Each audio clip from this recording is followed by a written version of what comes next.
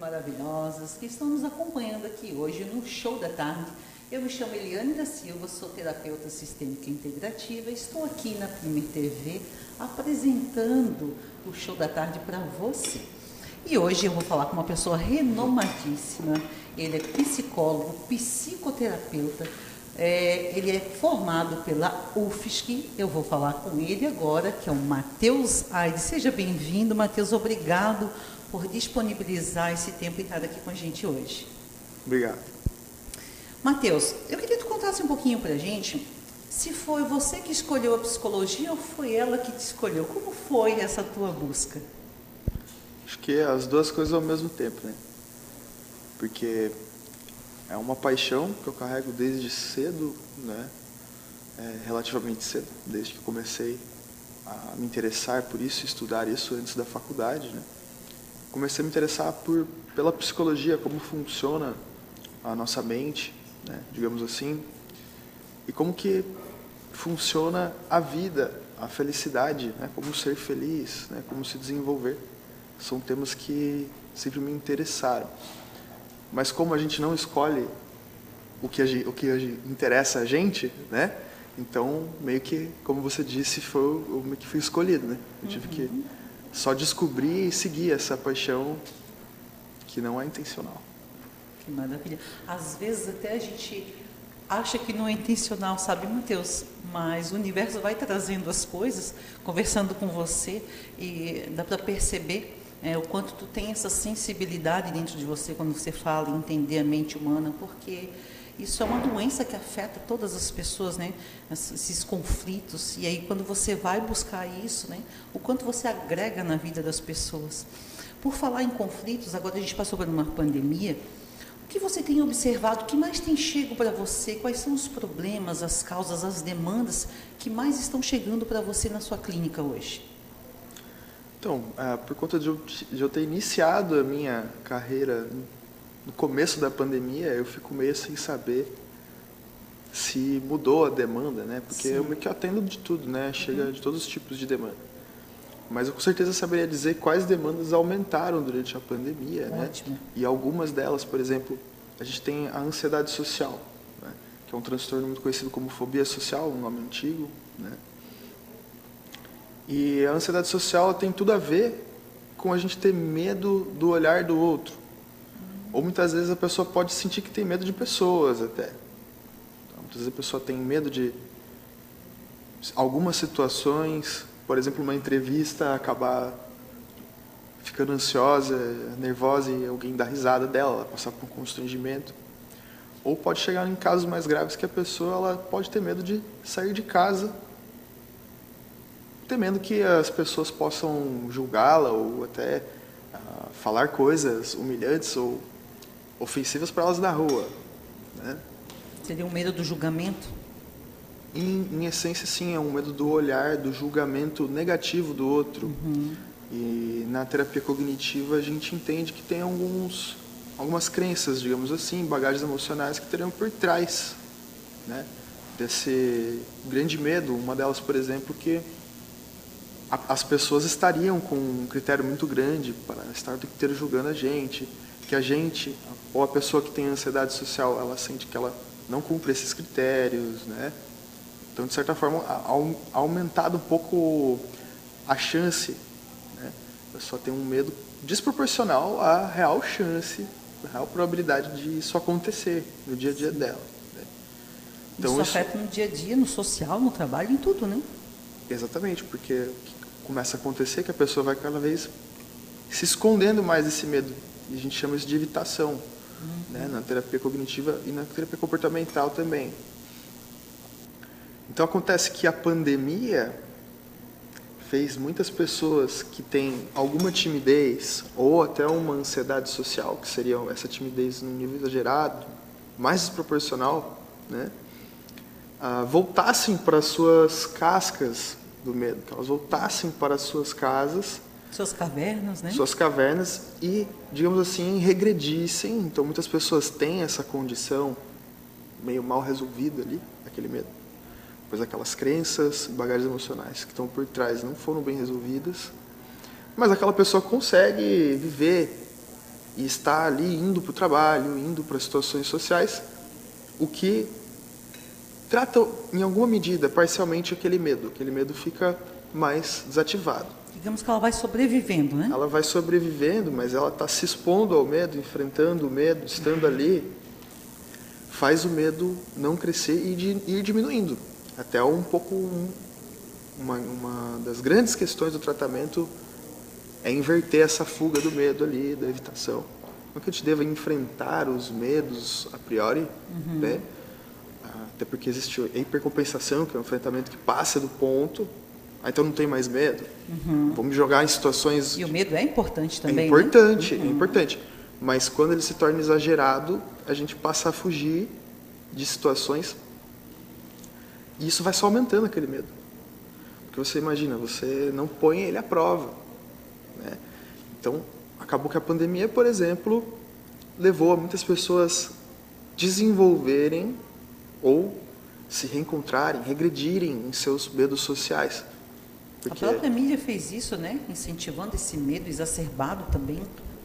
Veja, seria necessário fazer uma quarentena. Sim. Mas, fatalmente, a pessoa em casa, ela acaba regredindo desses medos. É como se você tivesse medo de cachorro, mas você está sempre indo na casa dos seus amigos, tem cachorros e tal. Aí tem a pandemia, você nunca mais vê cachorro. Próxima vez que você encontrar um cachorro, você não está acostumado, seu medo regrediu, ele aumentou de novo. Sim. E as crenças também vão ganhando essa forma também, né? Sendo alimentadas por essa fuga. Portanto, um dos quadros que aumentou muito da ansiedade social. Sim. Né? Seria um bom exemplo. E com o teu tratamento, com a tua intervenção, essas pessoas, elas podem voltar a ter uma vida com qualidade, uma vida normal? Isso é possível sim, né? Sim, com certeza. O tratamento seria justamente no sentido... A gente tem alguns eixos do tratamento na terapia cognitiva comportamental, né? Terapia... Eu também trabalho com terapia do esquema, a gente tem algumas terapias cognitivas comportamentais hoje, né? Mas o tratamento, dentro das que eu utilizo, seria no sentido da exposição, a pessoa voltar a visitar esses lugares, mas gradualmente, né? Então você imagine se a pessoa agora ela tem muito medo de sair de casa, mas ela também tem muito medo de uma entrevista ou de algo, dá muito mais medo ainda. A gente vai começar por sair de casa, por um minuto ali, né? Sim. Então gradualmente fazendo a pessoa vai fazendo esse trabalho contrário do que o medo fez da fuga ali, né? E ao mesmo tempo essa pessoa estaria testando essas crenças que estariam por trás. E outra parte do tratamento seria mudar essas crenças, né, que estariam enviesadas. Por outro lado, também é necessário outros elementos no tratamento ali. Porque, como você imagina, a gente tem uma certa a gente tem um certo viés de confirmação com as nossas ideias. Então, a gente precisa fazer um trabalho em cima das interpretações para que elas sejam realistas e não acabem descontando elementos da realidade que desconfirmariam as crenças. Então, por exemplo, a pessoa sai na rua e ninguém julga. Por exemplo, a pessoa pode não ter sido julgada ali, mas ela olhou no olho de uma pessoa e ela jura que a pessoa julgou ela. Isso é uma interpretação. Sim. Então, a gente vai fazer esse trabalho em cima das interpretações e das expectativas. Porque já tem uma expectativa por trás da pessoa não sair, por medo de ser julgada ou ofendida, de que isso acontecerá. Então a gente trabalha muito nas expectativas e nas interpretações também, né? Sim. Então, é um transtorno que, se não estiver num nível muito grave, ele é bem tranquilo e rápido o tratamento, né? Que bom. Então, bastante esperança para quem... Matheus, eu quero fazer uma pergunta, porque o nosso tempo é curtinho, que eu acho muito importante. Eu estava dando uma olhada no teu Instagram, que por sinal tem muita informação muito bacana lá.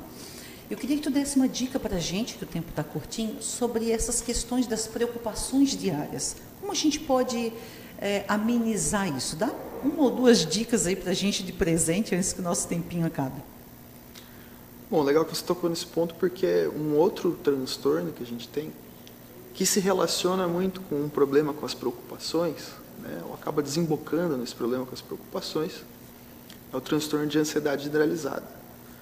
Esse transtorno também aumentou muito com a pandemia, porque, veja, é um transtorno onde a pessoa está com um medo enviesado, o medo dela está exagerado. Ela está com crenças e um seu senso de vulnerabilidade a coisas graves para a sua saúde acontecerem. Está enviesado, né? O que, obviamente, faz aumentar as preocupações. Então, se a gente está no cenário de pandemia, vai aumentar as preocupações da pessoa, pelo menos com esse tema. Sim. Então, a gente tem algumas maneiras que a gente trabalha em cima das preocupações nesse transtorno e que a gente pode trabalhar com qualquer tipo de preocupação, né? Então, uma coisa que é interessante é que a ansiedade acaba levando as preocupações e as preocupações levando a ansiedade, de maneira que eles se alimentam Quase em um looping, ciclo, né? em um looping. Então, uma das coisas que a gente pode fazer para lidar melhor com as preocupações diárias, né, seria ter um horário fixo para se preocupar. Essa é uma opção. Eu li isso lá, achei muito interessante. Essa é uma opção principalmente para as pessoas que têm uma certa dificuldade de controlar a preocupação. Então, o objetivo não é a gente controlar a preocupação, mas se a gente está buscando controlar ela, porque ela está excessiva, já é um sinal que a gente passa tempo demais se preocupando, então faria sentido a gente tentar estabelecer um momento específico para se preocupar, para treinar a nossa cabeça a só se preocupar naquele momento. E para que a gente tenha um momento para tentar resolver as preocupações. Outra maneira que se relaciona com essa, de a gente lidar com as preocupações, sendo exageradas ou não, é a gente começar a perceber, e tudo isso é interessante a gente trabalhar na terapia, porque não é tão simples assim, mas a gente começar a avaliar, a partir de alguns critérios, se a preocupação está valendo a pena ou não. Tem preocupações que elas são como discos de vinil que travaram na nossa cabeça, e não estão levando a lugar nenhum, não estão levando a uma solução, só estão deixando a gente ansioso. Às vezes nem são verdadeiras, né? E muitas vezes são pessimistas, não realistas. Então a gente está com coisas que não são verdadeiras. Nem vai acontecer, mas está ali remoendo aquilo ali. Exatamente, mas muitas vezes elas são verdadeiras. Eu posso estar me preocupando com aquela coisa que eu não vou conseguir pagar. E é verdade, mas ficar pensando naquilo, sim, dando voltas assim, não está me ajudando. Né? Agora eu tenho preocupações que valem a pena também. Então nessa hora da preocupação, ou em momentos adequados, mais livre, né? A pessoa pode tentar pensar uma solução de problemas, que é uma técnica da terapia também. Fantástico. Ou seja, pegar aquela preocupação e ver se ela não está indo em lugar nenhum, tentar que chegue. Toda preocupação ela tem algum problema ali que visa uma solução. São palavras generalistas, né? Mas são categorias, né? Então a gente vai tentar fazer aquela preocupação chegar numa solução, ou tentar pensar uma solução para aquele problema que a preocupação está girando em torno.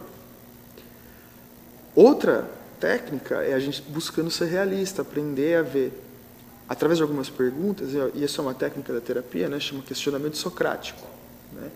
E tem algumas técnicas que vão nesse sentido. Né?